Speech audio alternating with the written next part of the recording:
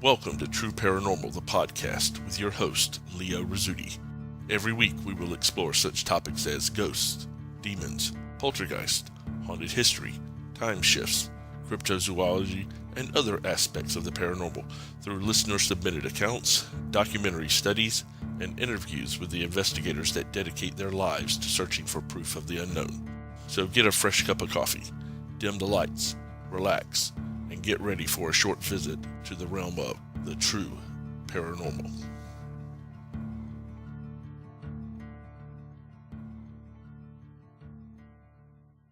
Hi guys, Leo Rizzuti here. Welcome to another episode of True Paranormal, the podcast. I would like to start off this show by apologizing if my voice sounds particularly Elmer Fudd-ish or kind of thick and lethargic. I am knee-deep in the throes of a not insignificant head and chest cold, or it could be creeping death. I'm not really sure. They kind of feel the same way, don't they? You'll know, though, if I make it through the show, that means it's probably just a cold. If the sound stops halfway through the show, that means it was creeping death and I am lying on the floor, assuming room temperature. Hopefully we get the former and not the latter. But on the plus side, if we do get the latter and I die in the middle of the show, you'll have a great story to tell all your buddies. So you got that to look forward to, which is nice. This week we're going to be going in a little different direction. I've actually had some requests from some friends of mine to do a show on urban legends, which I've been fascinated with since I was a very young child. And we're going to look at three of the most famous ones that make up the fabric of American folklore. And the neat thing about these urban legends is that they are not just campfire ghost stories like you would imagine. These are actually things that multiple people have reported on, have had eyewitnesses to, have investigated, and they have some validity to them, which is kind of bizarre if you think about the subject matter. But let's get on with the show. I hope you guys enjoy it. I know I'm going to enjoy sharing it with you. The first of the urban legends that we're going to have a look at is one of the most popular ones in the fabric of American folklore, and that is the stories of vanishing hitchhikers. And a vanishing hitchhiker is a very, very old phenomenon. It is seemingly modern because a lot of the stories that we hear these days involve cars, but there have been stories of vanishing passengers and vanishing hitchhikers going back hundreds and hundreds and hundreds of years to the time when people were driving stagecoaches and they would have passengers vanish, or carriages or wagons, or even individual horses. The stories are almost always the same. It's almost always at night, and there's almost always a young lady who's walking by the side of the road who is picked up, and sometimes it's raining, sometimes it's not, but the story usually goes that the person is given directions to wherever the hitchhiker is wanting to go, and before they get to that destination, the person disappears. So let's have a look at a couple of the more famous and popular stories involving this. The phenomenon of hitchhikers that had been vanishing in the U.S. and throughout the world has been going on for many years till this very day. What could be the reason for this strange happening?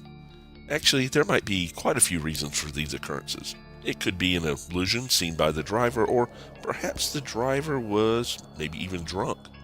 Other theories abound, from extraterrestrial beings, an actual ghost, and even spirits that neared his or her place of rest, usually near a cemetery. Are those stories simply urban legends with no basis of truth, or is there more to the enigma than meets the eye? Could any of them have a basis in truth? What if a somewhat true incident to a vanishing hitchhiker, like one of the many that have actually happened somewhere and then was told and retold to the point that it lost many of the elements of truth, if any? As the story spread from one locale to another, it was embraced by people all over the country and became a part of their local lore. Time and time again, there have been sober witnesses to a ghost of a beautiful young girl who had been appearing along the road near Greensboro, North Carolina, since 1923. She stood in the gloom of the coming dusk next to Highway 70 underpass in a white evening gown and waved frantically for someone to stop and pick her up. Those hapless motorists who stopped were introduced to a young and pretty young girl who says her name is Lydia, and she always asked them to please take her to an address in High Point. She always related to them that she had spent the evening at a dance in Raleigh and was anxious to get home. She said that her date had gotten mad when she stopped his advances and had made her get out and walk. She didn't say much on the way. When drivers approached the house, the girl always vanished from their car, never opening the door and getting out. Just simply she was there one minute and gone the next. Those drivers who went to inquire at the house were always told the same thing, that Lydia died in a car wreck many years ago, coming home from a high school dance in Raleigh and perishing at the U.S. Highway 70 underpass. A similar story was told about a stretch of Highway 48 in South Carolina. Concerned motorists who claimed that they had seen a vanishing hitchhiker in the form of a young, beautiful girl carrying a suitcase walking along the road, signaling with her thumb. They stopped and offered her a ride, and she told the driver that she was going to visit her sick mother in Columbia. As she entered the vehicle, she gave the address of her destination, but throughout the journey she remained silent, not uttering one word. Then suddenly, at the outskirts of the city, she vanished from the auto, nor was her suitcase found. One motorist who picked her up went to the address and described the girl to a man who lived there. He said that it was his sister and that she was killed by a hit-and-run driver while walking to visit their sick mother. This happened to several independent witnesses over a 3-year period in the 1950s. One hitchhiker story from Arkansas involves a girl in a formal dress standing by the side of the road who was picked up by 2 college boys on their way to the annual prom. One of the youths noticed that she was shivering from the cold night air, and he gave her his coat to wear. The girl was silent throughout the trip, only pointing out the house where she said she lived. When they had stopped, they found that the girl had vanished. The youth forgot to get his coat back, and when he and his companion returned to the house to retrieve the garment, a woman dressed in black met them and said that the girl was her daughter, but that she was dead and buried.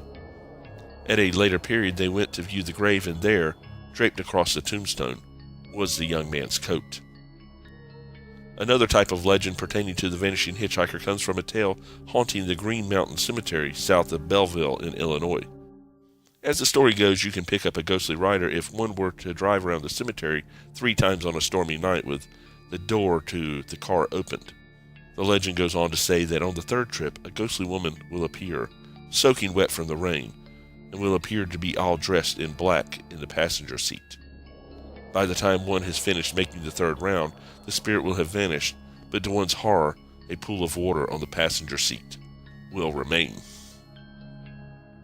Now, these are all stories that we have all grown up with, and to a certain extent, you tell them, and there's always kind of a smirk in the background of, yeah, I'm sure that really happened, but let me tell you, I've got a friend of mine named Steve in Texas, and Steve and I have been friends for a little over 15 years. And if he is lying to me about this, it is the very first time that he's ever lied about anything, as far as I know.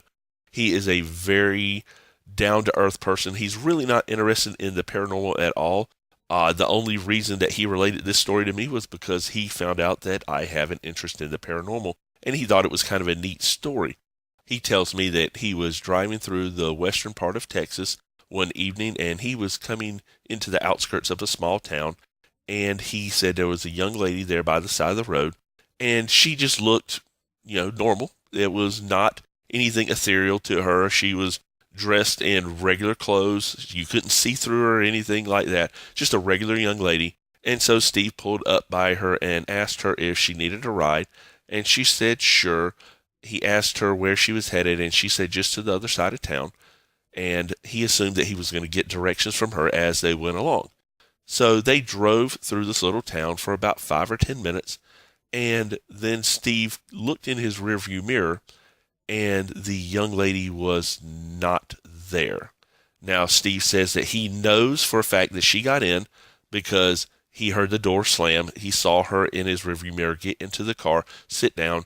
He said that he did not stop any time between the time that he picked her up and the time that he looked in his rearview mirror, at which point, of course, she had disappeared. So there was really no possibility for her to have gotten out of the car unless she jumped out going at 30, 35 miles an hour, which I suppose is possible, but you would kind of notice that, I would think. So that to me leads a little bit of credence to it. I don't know if that helps you guys to believe in these stories, but I know that it does with me, because if my buddy tells me that it happened to him, I'm going to believe him every single time. Next, let's look at one of the most popular urban legends out there, and that is the legend of the Jersey Devil. For close to 300 years now, people in New Jersey have told tales of a mythical beast that stalks the Pine Barrens and terrorizes local residents, known as the Jersey Devil. The recurring nature of this story begs a few questions. Why have New Jerseyans embraced this legend so steadfastly and above all others? Is there actually some sort of creature roaming the Pine Barrens in southern New Jersey, and if so, what in God's name is it? Legend has it that in 1735, a Pines resident known as Mother Leeds found herself pregnant for the 13th time. Now, Mother Leeds was not living a wealthy lifestyle by any means. Her husband was a drunkard who made few efforts to provide for his wife and their 12 children.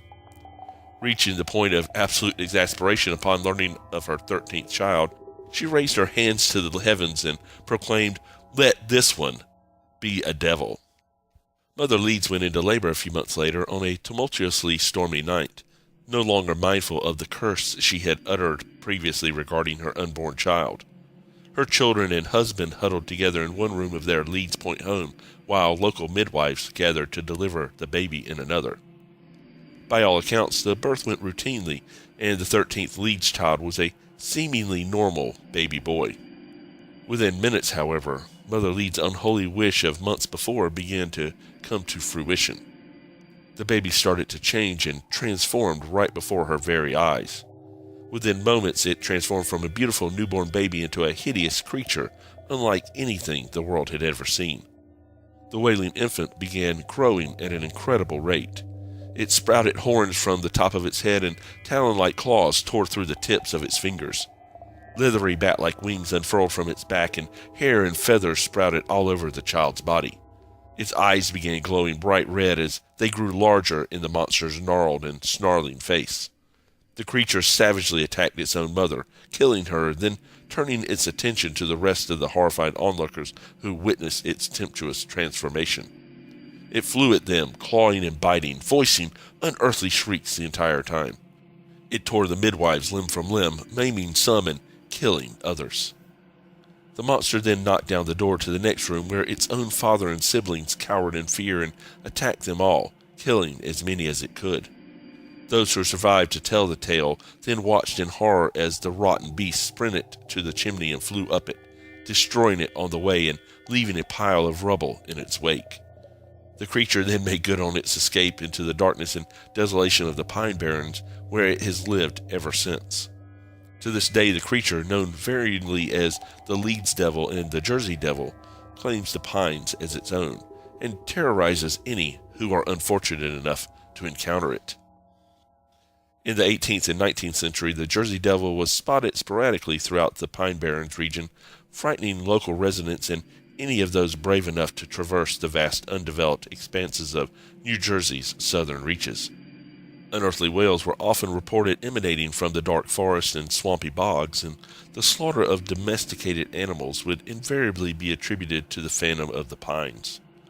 Over the years, the legend of the Leeds Devil grew, occasionally even overstepping the boundaries of its rural Pine Barrens haunt to terrorize local towns and cities. Most infamous of these incidents occurred during the week of January 16th through the 23rd, 1909. Early in the week, reports started emerging from all across the Delaware Valley that strange tracks were being found in the snow. The mysterious footprints went over and under fences, through fields and backyards, and across the rooftops of houses. They were even reported in large cities of Camden and Philadelphia. Panic immediately began to spread, and posses formed in more than one town. Fear and intrigue grew even greater when it was reported that bloodhounds refused to follow the unidentified creature's trail in Hamilton. Schools closed or suffered low attendance throughout lower New Jersey and in Philadelphia. Mills in the Pine Barrens were forced to close when workers refused to leave their home and travel through the woods to get to their jobs. Eyewitnesses spotted the beast in Camden and in Bristol, Pennsylvania, and in both cities police fired on it but did not manage to bring it down. A few days later, it reappeared in Camden, attacking a local meeting at a social club and then flying away. Earlier that day, it had appeared in Haddon Heights, terrorizing a trolley car full of passengers before flying away. Witnesses claimed that it looked like a large, flying kangaroo. Another trolley car full of people saw it in Burlington when it scurried across the tracks in front of their car. In West Collingswood, it appeared on the roof of a house and was described as an ostrich-like creature. Firemen turned their hose upon it, but it attacked them and then flew away. The entire week, people reported that their livestock, particularly their chickens, were being slaughtered. This was most widespread in the towns of Bridgeton and Millville. The creature reappeared later in the week in Camden, where a local woman found the beast attempting to eat her dog. She hit it with a broomstick and it flew away. While there has not been another week to match the frequency, fervor, and intensity of the January 1909 rampage, numerous sightings of the Jersey Devil have continued to be reported to this day. The tale of the devil has spread beyond the Pine Barrens and has been embraced by all of New Jersey, even to the point where it has been largely commercialized. There are still many, however, who believe that the Jersey Devil is a very real, very dangerous creature. There has been a constant stream of reports over the years of devil encounters. Most often, people report finding strange, unidentifiable tracks in the sandy soil in desolate areas in the Pine Barrens. Some report that they are the footprints of a strange bird. Others say that they closely resemble hoofprints, although whatever walks on it has just two legs. There have even been a substantial amount of people that report describing the tracks as being cloven, a well-cited description of the feet/hooves of an even more famous devil, Satan. While less frequent, there are still occasional reports of people who see more than just tracks and manage to catch a glimpse of the Jersey Devil himself. He is most commonly described as having the body of a kangaroo, the head of a dog, the face of a horse, large leathery wings, antlers similar to those of a deer, a forked reptilian tail, and intimidating claws. While some New Jerseyans embrace their devil as nothing more than a quaint figment of our collective imagination, others see it as a very real creature and a threat to their safety. Still others who have sworn they did not believe in the existence of the Jersey Devil had had their minds changed after spending just one moonlit night in the Pine Barrens. There, where a ghostly mist drifts across the cedar swamps and the unearthly cry of some unseen creature can be heard, piercing the stillness of the dark forest, few disbelievers can be found. Whether it's deep in the Pine Barrens or deep in our collective unconscious, one thing is certain. The devil still lurks in New Jersey, and most likely always will. So there you go, the story of the Jersey Devil. The thing that I find fascinating about this is that there are so many people that are absolutely convinced that this is a real creature, that this is not a myth, that this is not something that is just people's imagination, and to the point where they have actually gathered together in groups and go out searching for Jersey Devils, just like we have people who go out looking for Bigfoot and things like that. Not that I would put the two in the same realm, but they're both cryptids. We don't really know what is out there, what's not out there, and I'm not going to sit here and chastise the beliefs of a group of people. The Jersey Devil is something that has been not only reported for, obviously, centuries, but also has been chronicled by police departments, by school teachers, by people who, they're not the kind of people who just make things up. And anytime you have an incident where the police are shooting at a creature, you better believe that there's going to be questions asked. And if it was just a figment of the imagination, you would know about it. So I got to believe that there is something going on out there. I can't explain what it is, but it is a fascinating tale nonetheless. The last urban legend we're going to be looking at is a request from my buddy Mike, and Mike wants us to have a look at Mothman. Now, Mothman is very popular in culture these days, mainly because there was a movie, I believe, starring Richard Gere several years ago called The Mothman Prophecies. And I'm not really sure. I've never seen the movie. I don't know what, if anything, it has to do with the urban legend, except for it has the name Mothman in it. So I'm sure it has something to do with it. But at any rate, the story is fascinating. Let's have a look at that. Late in the evening of November 15th, 1966, two young married couples had a very strange encounter as they drove past an abandoned TNT plant near Point Pleasant, West Virginia. The couple spotted two large eyes that were attached to something that was shaped like a man, but bigger, maybe 6 or 7 feet tall, and had big wings folded against its back. When the creature moved towards the plant door, the couples panicked and sped away. Moments later, they saw the same creature on a hillside near the road. It spread its wings and rose into the air, following with their car, which by now was traveling at over 100 miles per hour. "That bird kept right up with us," said one of the group. They told Deputy Sheriff Millard Halstead that it followed them down Highway 62 and right to the Point Pleasant city limits, and they would not be the only ones to report the creature that night. Another group of 4 witnesses claimed to see a bird 3 different times. Another sighting had more bizarre results.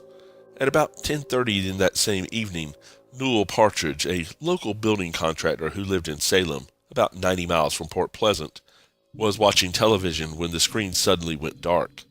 He stated that a weird pattern filled the screen, and then he heard a loud, whining sound from outside that raised in pitch and then ceased. "It sounded like a generator winding up," he later stated. Partridge's dog, Bandit, began to howl out on the front porch, and Newell went out to see what was going on. When he walked outside, he saw Bandit facing the hay barn, about 150 yards from the house. Puzzled, Partridge turned a flashlight in that direction and spotted 2 red circles that looked like eyes or bicycle reflectors. The moving red orbs were certainly not animals' eyes, he believed, and the sight of them frightened him. Bandit, an experienced hunting dog and protective of his territory, shot off across the yard in pursuit of the glowing eyes. Partridge called for him to stop, but the animal paid no attention. His owner turned and went back into the house for a gun, but was then too scared to go back outside again. He slept that night with his gun propped up next to his bed. The next morning, he realized that Bandit had disappeared. The dog had still not shown up 2 days later when Partridge read in the newspaper about the sightings in Port Pleasant that night. One statement that he read in the newspaper chilled him to the bone. Roger Scarberry, one member of the group who spotted the strange bird at the TNT plant, said that as they entered the city limits of Point Pleasant, they saw the body of a large dog lying on the side of the road. A few moments later, on the way back out of town, the dog was gone. They even stopped to look for the body, knowing that they had passed it just a few minutes before. Newell Partridge immediately thought of Bandit, who was never seen again. On November 16th, a press conference was held in the county courthouse, and the couples from the TNT plant sighting repeated their story. Deputy Halstead, who had known the couples all of their lives, took them very seriously. "They've never been in any trouble," he told investigators, and he had no reason to doubt their stories. Many of the reporters who were present for the weird recounting felt the same way. The news of the strange sighting spread around the world. The press dubbed the odd flying creature Mothman, after a character from the Batman TV show. The remote and abandoned TNT plant became the lair of the Mothman in his months ahead, and it could not have picked a better place to hide in. The area was made up of several hundred acres of wood and large concrete domes where high explosives were stored during World War II. A network of tunnels honeycombed the area and made it possible for the creature to move about without being seen. In addition to the man-made labyrinth, the area was also comprised of the McClintock Wildlife Station, a heavily forested animal preserve filled with woods, artificial ponds, and steep ridges and hills. Much of the property was almost inaccessible, and without a doubt, Mothman could have hid for weeks or months and remained totally unseen. The only people who ever wandered there were hunters and fishermen and the local teenagers who used the rutted dirt roads of the preserve as a lover's lane. Very few homes could be found in the region, but one dwelling belonged to the Ralph Thomas family. On November 16th, they spotted a funny red light in the sky that moved and hovered above the TNT plant. It wasn't an airplane, Mrs. Marcella Bennett, a friend of the Thomas family, said, but we couldn't figure out what it was.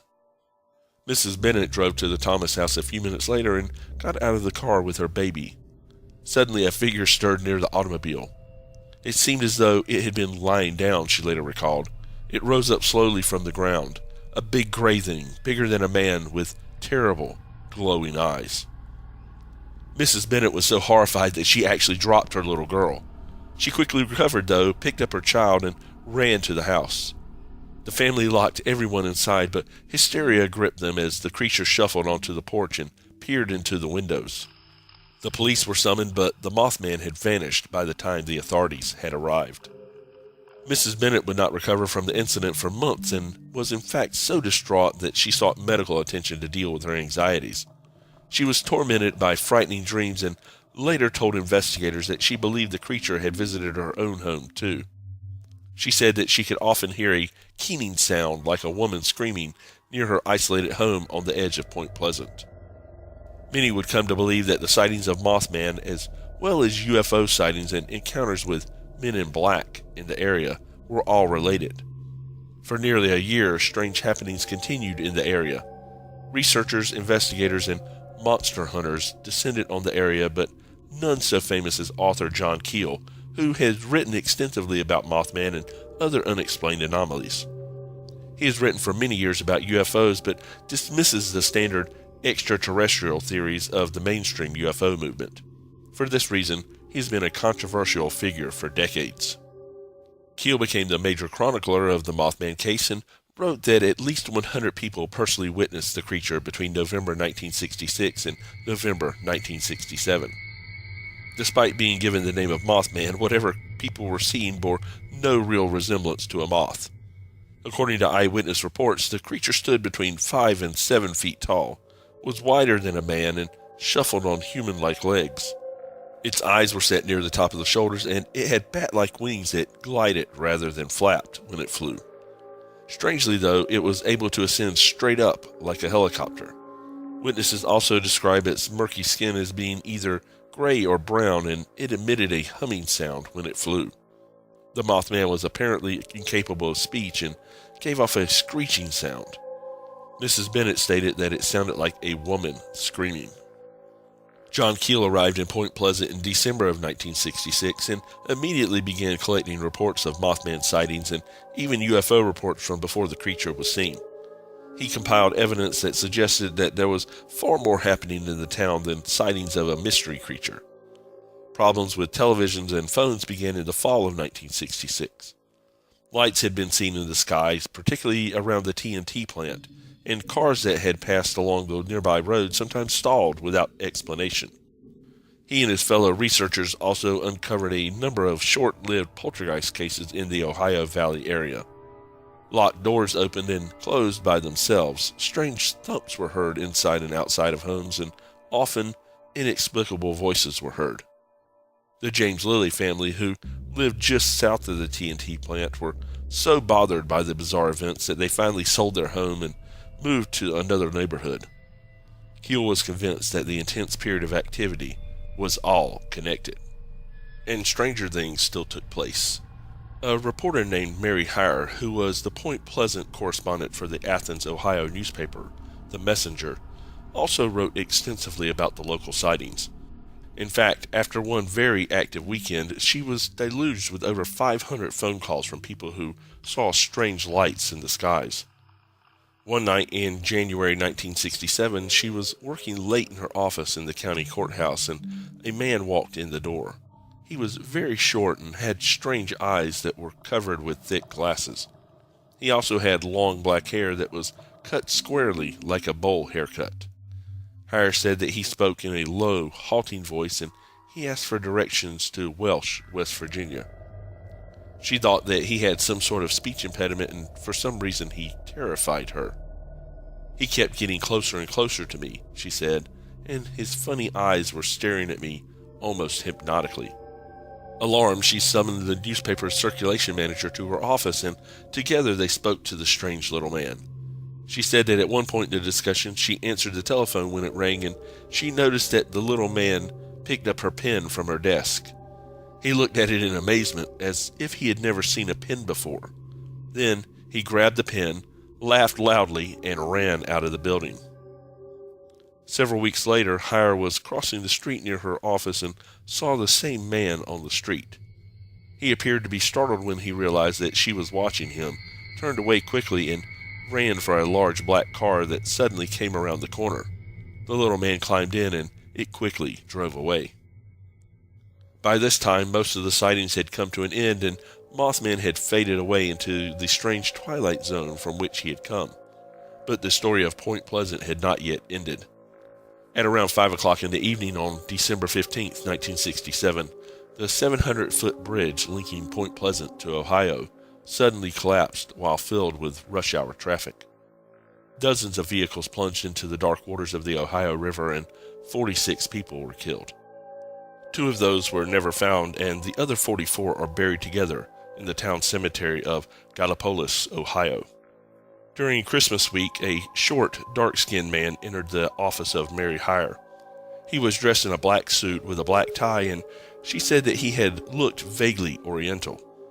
He had high cheekbones, narrow eyes, and an unidentified accent. He was not interested in the bridge disaster, she said, but wanted to know instead about the local UFO sightings. Heyer was too busy to talk with him, and she handed him a file of related press clippings instead. He was not interested in them and insisted on speaking with her. She finally dismissed him from her office. That same night, an identically described man visited the homes of several witnesses in the area who had reported seeing the lights in the sky. He made all of them very uneasy and uncomfortable, and while he claimed to be a reporter from Cambridge, Ohio, he inadvertently admitted that he didn't know where Columbus, Ohio was, even though the 2 towns are just a few minutes apart. So, who was Mothman, and what was behind the strange events in Point Pleasant? Whatever the creature may have been, it seems clear that Mothman was no hoax. There were simply too many credible witnesses who saw something. It was suggested at the time that the creature might have been a sandhill crane, which, while they are not native to the area, could have migrated south from Canada. That was one explanation anyway, although it was one that was soundly rejected by Mothman witnesses, who stated that what they saw looked nothing like a crane. But there could have been other logical explanations for some of the sightings. Even John Keel, who believed the creature was genuine, suspected that a few of the cases involved people who were spooked by recent reports and saw owls flying along deserted roads at night. Even so, Mothman remains hard to easily dismiss. The case is filled with an impressive number of multiple witness sightings by individuals that were deemed reliable, even by law enforcement officials. But if Mothman was real, and he truly was some unidentified creature that cannot be explained, what was behind the UFO sightings, the poltergeist reports, the strange lights, the strange sounds, the men in black, and, most horrifying, the collapse of the Silver Bridge? So there you go, the Mothman story. And this is a very intriguing story in that it hits every single cornerstone that you would expect something like this to hit. You've got poltergeist activity, you've got electronic phenomenon, you've got UFOs, you have got a mystery creature that defies explanation, you've got dozens and dozens and dozens of witnesses, and you've got the famous Men in Black, which lends a whole nother level of weirdness to this tale. The thought that I have with Mothman is that it's a very, very, very real incident. It is highly documented. I cannot fathom that that large number of people would be hallucinating, would be duped, would be trying to commit fraud, anything like that. So there's got to be some validity to it. And it's just a matter of was this a creature that was an alien? Was this a unknown creature, a cryptid that is native to that area? Was this some kind of genetic experiment which has been postulated? There's no telling. There's a lot more questions here than there are answers, which is part of what makes it so cool. Well, guys, that's going to do it for this episode of True Paranormal, the podcast. Hey, look, I made it through without dying. Yay! Although I could die any moment now. You never know.